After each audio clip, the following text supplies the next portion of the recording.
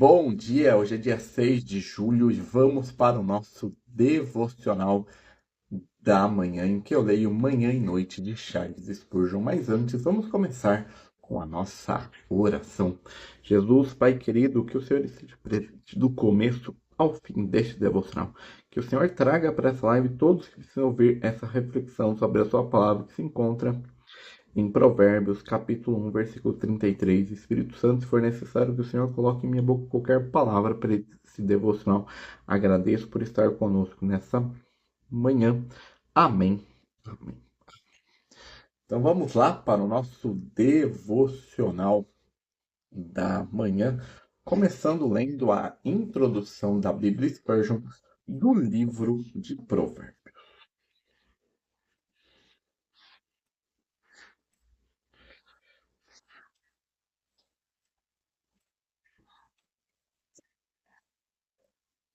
Circunstância da escrita. O livro de Provérbios tem o título inspirado Provérbios de Salomão, filho de Davi.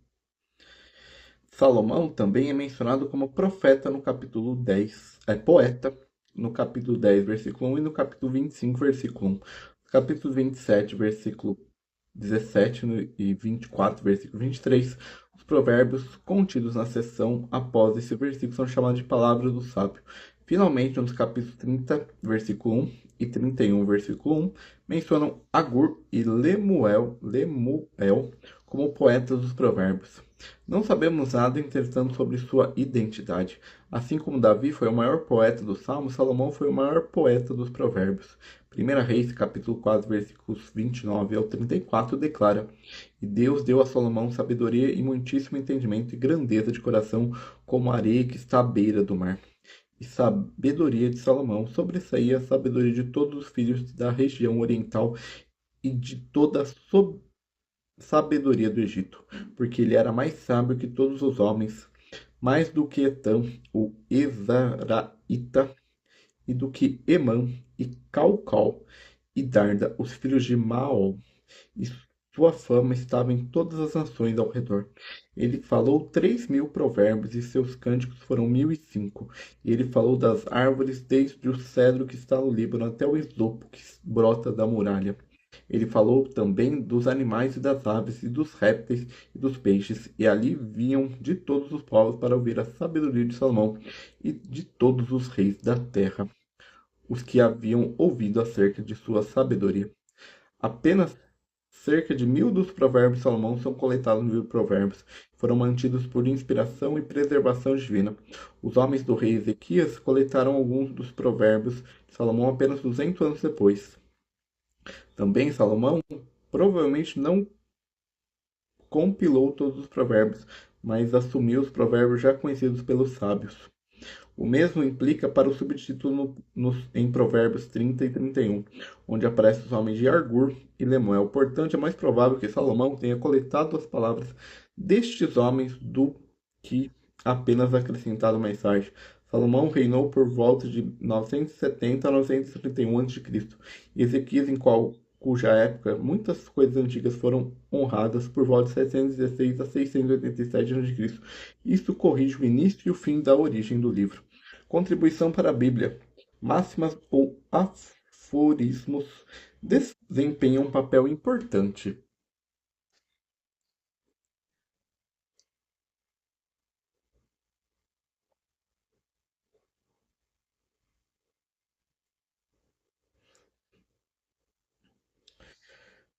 Esse ainda é o caso. Aforismos desempenham um papel importante na antiguidade. Este ainda é o caso no Oriente. Numa época em que nem todos sabiam ler ou escrever, o aprendizado, o conhecimento de provérbios era uma forma especial de instrução. Encontramos certas semelhanças entre provérbios e o livro egípcio de conhecimento de Amenemop. Essa descoberta, por outro lado, confirma a difusão e a popularidade dos provérbios coletados no Oriente. Ao mesmo tempo, uma enorme diferença vem à tona. A máxima mundana e pagã é uma mistura de filosofia moral e pensamentos por acaso, enquanto o livro de Provérbios de Salomão, nas Sagradas Escrituras, considera o temor de Jeová como objetivo, que é o princípio de sabedoria. O livro de Provérbios mostra que o homem temente a Deus neste mundo deve buscar o que ele deve e o que ele deve evitar. O livro também ensina que o homem dependente de suas bênçãos espirituais sob o governo de Deus. colherá o que semeou. Ele contém um conselho de sabedoria divino para a vida diária de um homem temente a Deus em todas as suas dificuldades, provações, perigos e alegrias em seu caminho nessa terra. Os provérbios escritos por Salomão, o rei da paz, também apresentam certos paralelos com os princípios do reino de Deus, conforme o Senhor Jesus apresenta no chamado Sermão da Montanha, Mateus 5, 6 e 7. A sabedoria divina, tão frequentemente mencionada em Provérbios, e que no capítulo 8 e 9 até a fala do leitor de maneira personificada encontra sua expressão perfeita no Novo Testamento, na pessoa de Cristo, Filho de Deus. Estrutura, o temor do Senhor. O temor do Senhor é a palavra-chave desse livro. O temor do Senhor é o princípio do conhecimento e da sabedoria. O temor do Senhor é odiar o mal e é uma fonte de vida, além de comparar as seguintes referências. O nome de Deus. O nome de Deus aparece apenas 5 vezes em Provérbios, enquanto o nome de Jeová, Javé, aparece cerca de 85 vezes. Jeová é o nome que expressa a relação de Deus com sua criatura, isto é, os homens, especialmente com seu povo Israel. Forma poética. O livro de Provérbios também foi escrito em forma poética. Os capítulos 31, do versículo 10 ao 31, entretanto, é escrito na forma acróstica, ou seja, a primeira letra de cada versículo é idêntica a sequência do alfabeto hebraico. Spurgeon em Provérbios. Você tem aqui o conselho do rei Salomão, corretamente considerado um dos mais sábios dos homens. Vale a pena ouvir o que Salomão tem a dizer. Deve ser bom para o jovem mais inteligente ouvir, e ouvir com atenção o que um homem tão experiente como Salomão tem a dizer aos jovens. Mas devo lembrar a você que um maior do que Salomão está aqui, pois o Espírito de Deus inspirou os provérbios. Os provérbios não são apenas joias das minas terrestres, mas também tesouros preciosos das colinas celestiais, de modo que o conselho que temos aqui não é apenas o conselho de um homem sábio, mas o conselho daquela sabedoria encarnada que nos fala a partir da palavra de Deus. Nunca faça um Cristo de sua fé, nem pense como se fosse a fonte independente de sua salvação.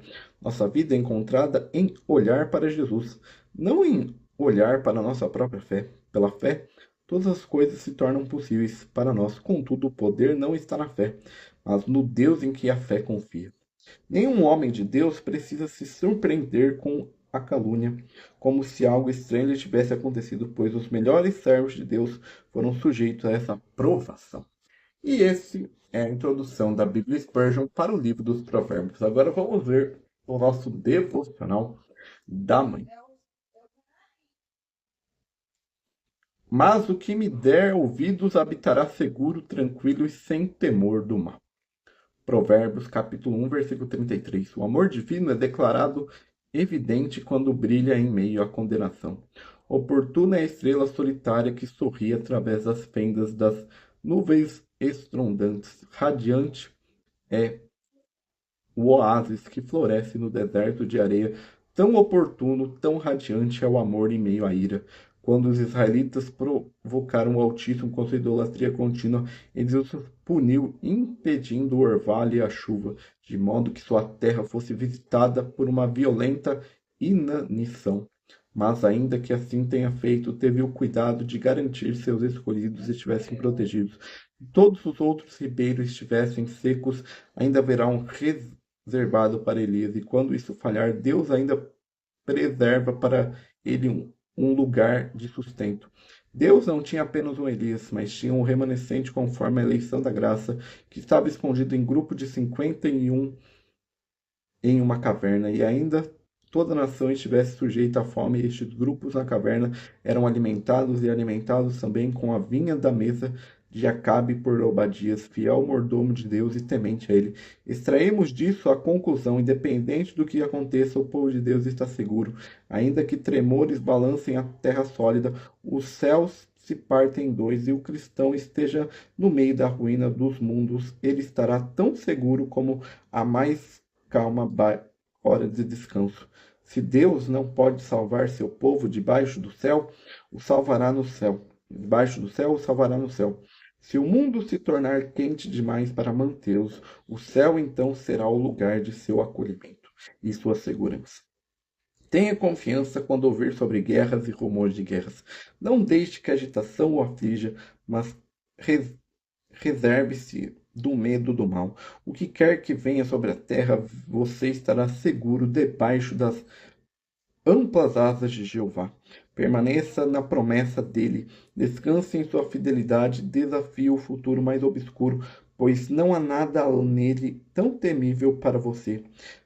A sua única preocupação deveria ser demonstrar ao mundo a bem-aventurança de escutar atentamente a voz de sabedoria. E esse é o nosso devocional da manhã. Mais tarde nós temos o devocional da noite lá no TikTok entre 8 e 9 horas. Então eu espero você, que você tenha uma semana abençoada, que Deus te abençoe. Amém. Amém. Amém.